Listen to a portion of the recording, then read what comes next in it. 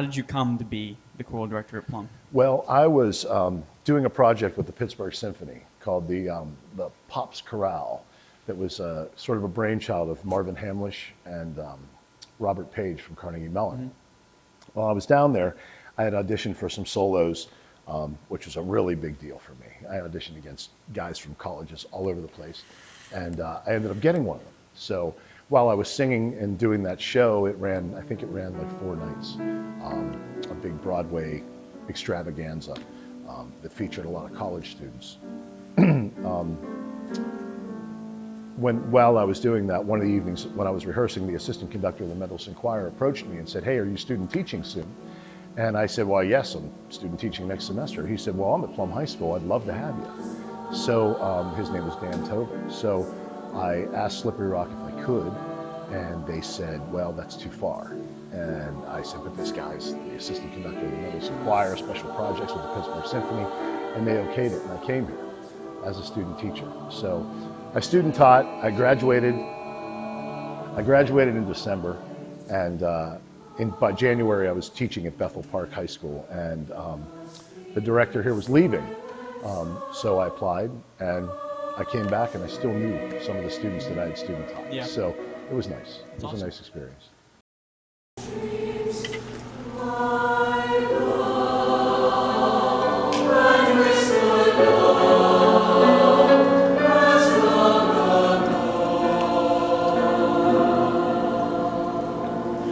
Choir. What is your favorite part about choir?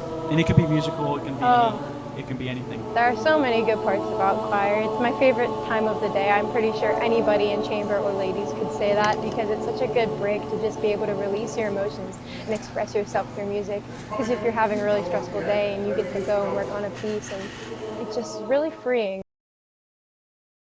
I was set to be a music therapist. Didn't really want to be a choir conductor. I enjoyed being in choir, but I was set to be a music therapist, and I did a choral festival with Dr. Andre Thomas from Florida State University. He's one of the top conductors in the world right now, and it just totally opened my eyes and changed my life. From there on, I focused on the education side of things and choral conducting.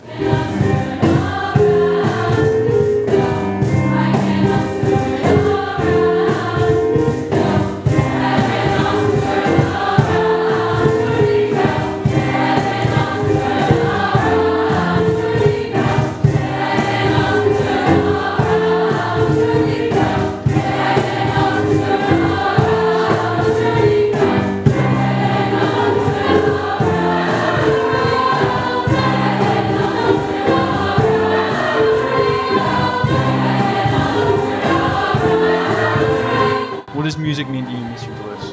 Wow, it's everything.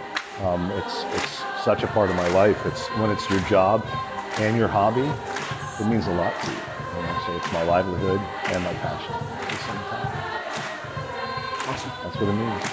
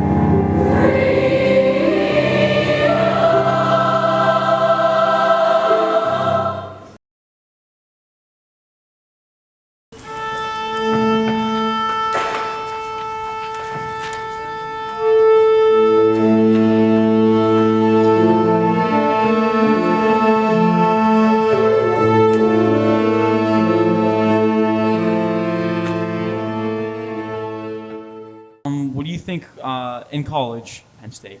What do you think made you want to go into music education?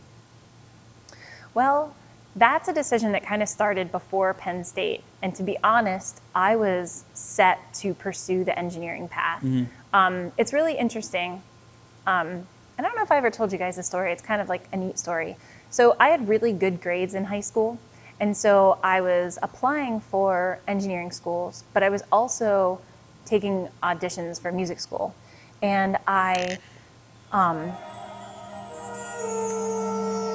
an acceptance letter from every school I applied to except the Penn State School of Music. And That is kind of weird. challenge, I see.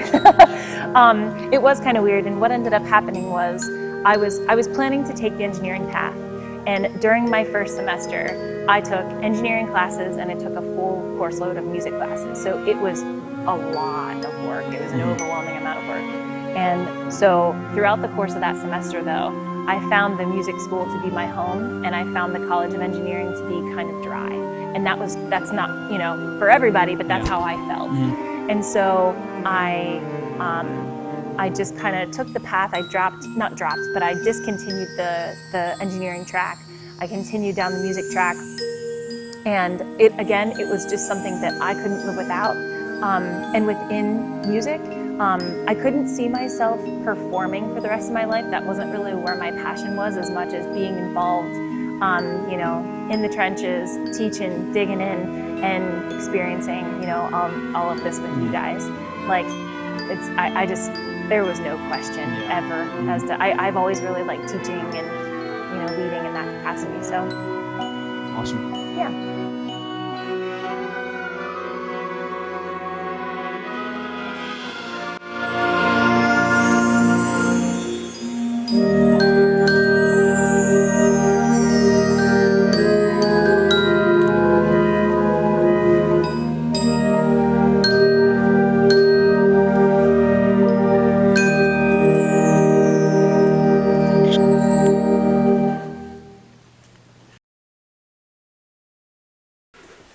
Music is like that thing that I wake up in the morning and I think, hey, I have something to do. And that's something that I like to do.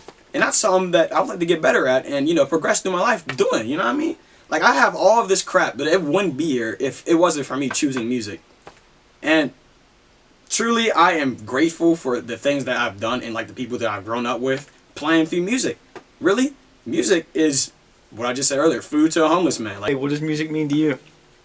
Music is so much more than just listening to a song or trying to make a song or any it's not just a listening thing, it's an emotional experience. And I think the reason that so many people continually go back to music and why the world always involves music, whether it's like a movie or anything that you're listening to at any event, music sort of creates it all.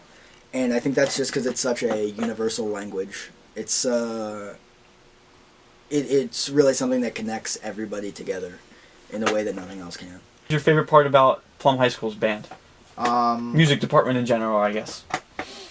I'd say how we all get along well with one another. Like, I don't feel like, as much as people say there's different sections, we really aren't, you know? I think everyone cares.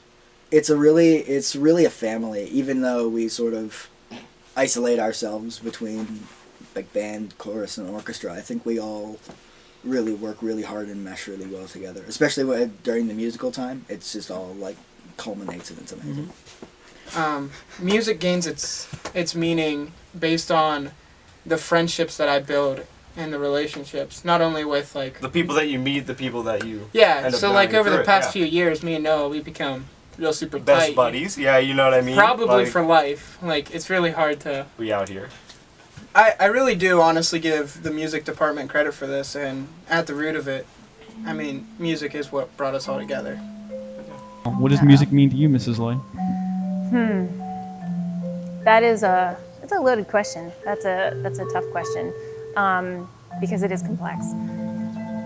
Music is my life, and I always one of the things I say to kids who are considering majoring in music is that you don't pursue music or you don't do music because you like music. You participate and perform in music because you cannot live without it. And I think that's something that's kind of summed it up for me and what music means to me in my life. It connects people. It creates an opportunity for people young and old everywhere in the world to make connections and just connect. I don't know. I think that like music making is really what means the most to me, because it's not just active listening, but being engaged in the music making and being a part of something that's so much bigger than just you. And I'm always really excited to bring that to my students and make the experience as rich as possible for, just like Mr. Bullitt did for me. So, yeah.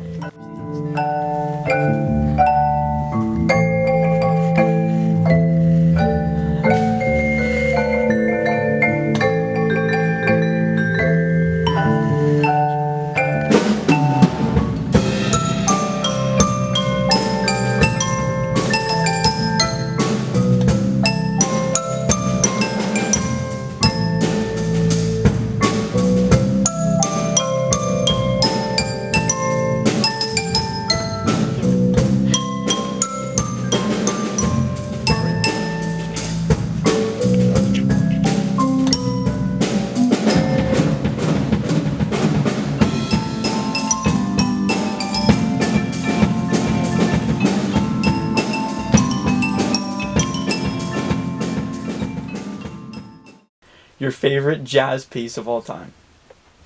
I'd have to go with Birdland.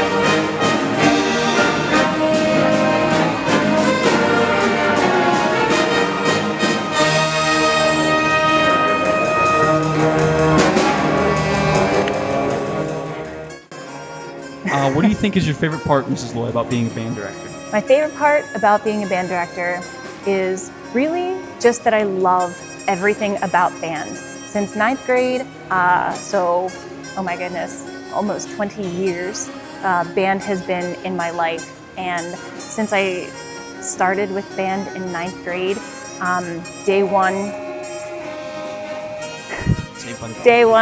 year one, it's just become a big part of my life and everything that comes with it. The challenges, the challenges and the celebrations and everything involved. And honestly, one of my most favorite parts about band is the camaraderie that we all have and create together. We're a team where every single person is a goalie. Everyone is essential. You know, we can never really perform our best without everybody putting forth their best effort. how we come together through rehearsal and make music that is really, profound, and, we connect, our souls connect, which is something really substantial for a high school classroom. So, yeah.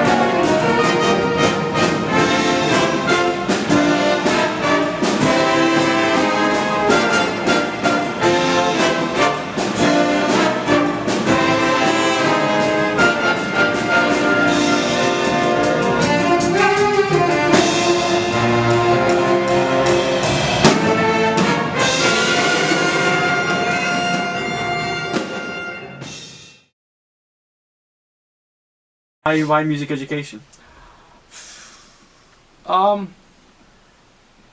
My father prevented me from dropping out of music at some point. I think I got to college. I really wanted to perform. I did not see myself as a teacher.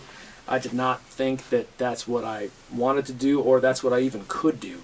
But I think there's a lot of people at an early age, or early state, that probably would feel that way. I wanted to play. And for whatever reason, whatever was going on with me in college, and I was traveling a lot performing, it was just, I was starting to feel maybe burned out or whatever it was, and I thought that I was just going to go be an accountant like everybody else on the floor or something like that. Not that there's anything wrong with accounting. And my father sort of convinced me. He goes, look, you spent all this time. He goes, you obviously have something going on with this, and you had some teachers and conductors that were really used to talk about how much you enjoyed them or how great they were. Why don't you try to be one of those? He goes, and if you practice hard enough, you could still play. And so that was my idea getting into it, and I got through it that way. It wasn't until I student taught with the Rita Caligiris in North Hills that I really felt like I could do this thing, because the way that she taught, the way she treated her ensembles from the junior high to the high school, it was hard work, but it was fun, and it was enjoyable, and everybody wanted to rally around it, and so that's what made me think that I could possibly do this. Mm-hmm. That's awesome.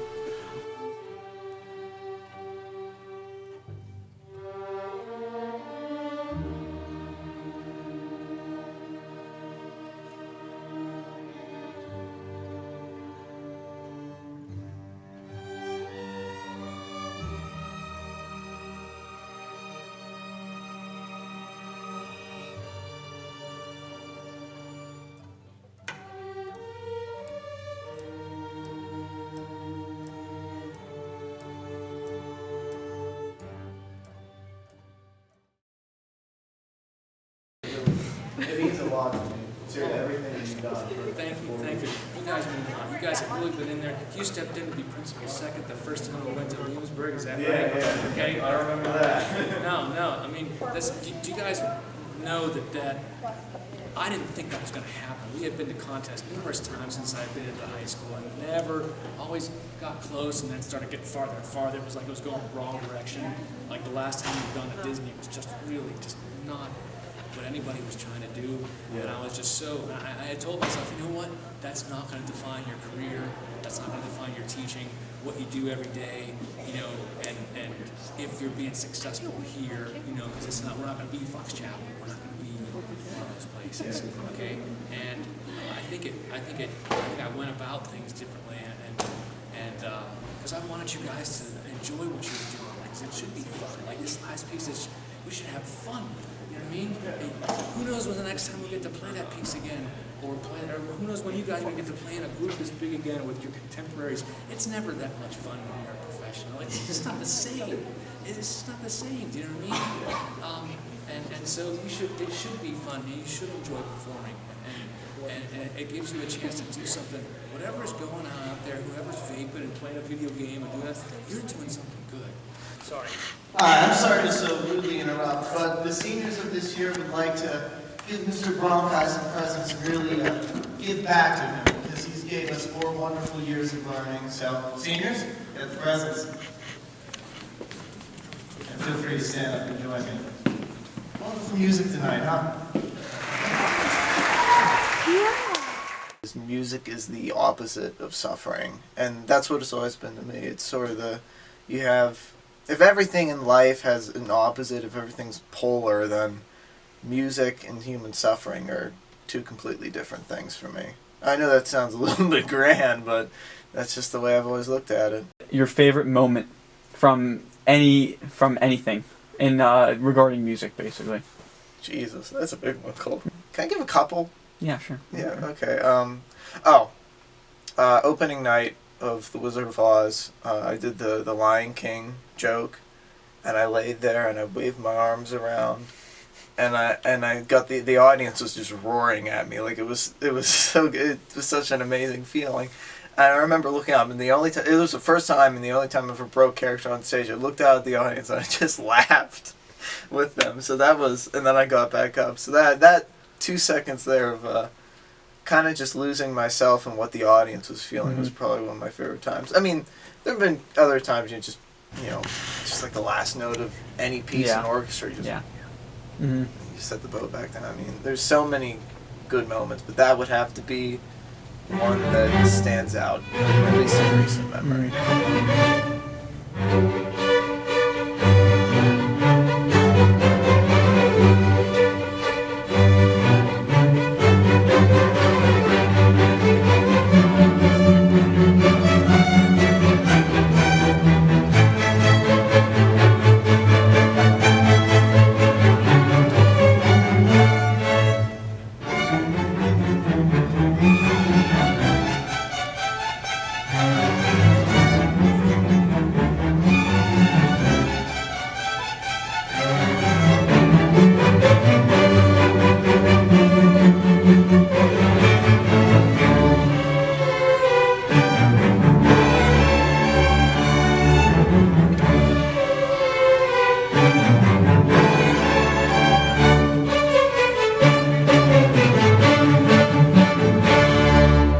Yeah. Oh, this is both sick. our hair Okay. the same Yeah, I thing. don't Oh, we Need have like a all the hair. camera.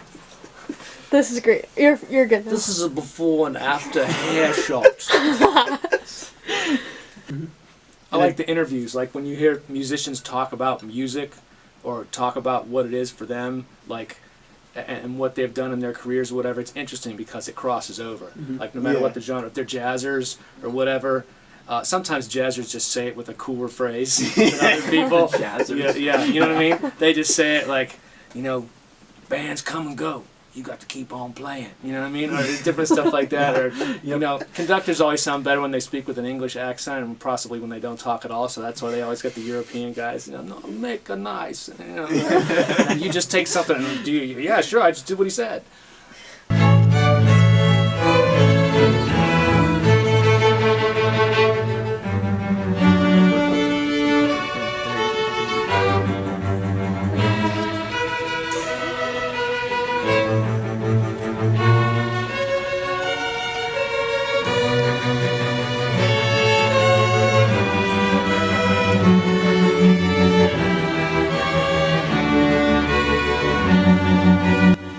Yeah, I think Bernstein said he doesn't know if music can change the world, but music can change people. And those people will go off and change how they think, change what they do, change that,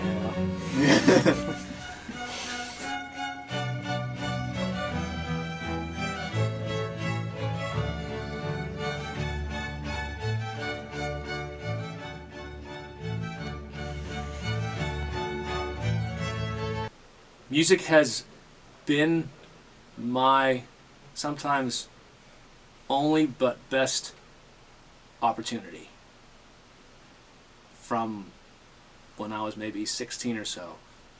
Wasn't too many other choices, but it was also my best choice, and it turns out to be what's allowed me to move through life and define my life, meet people. To the few things that I owe to that.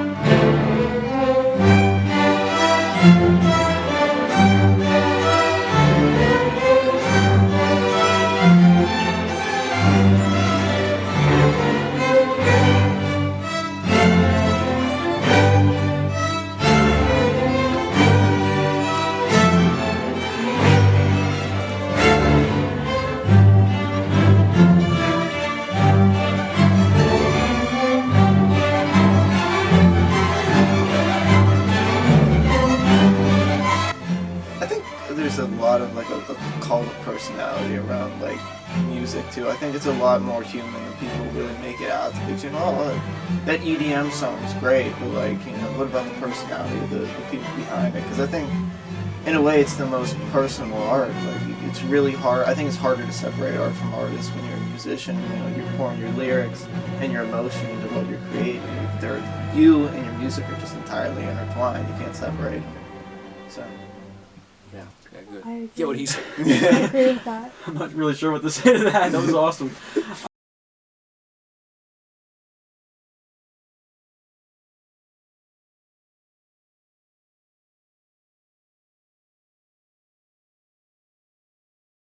Alright, that's recording.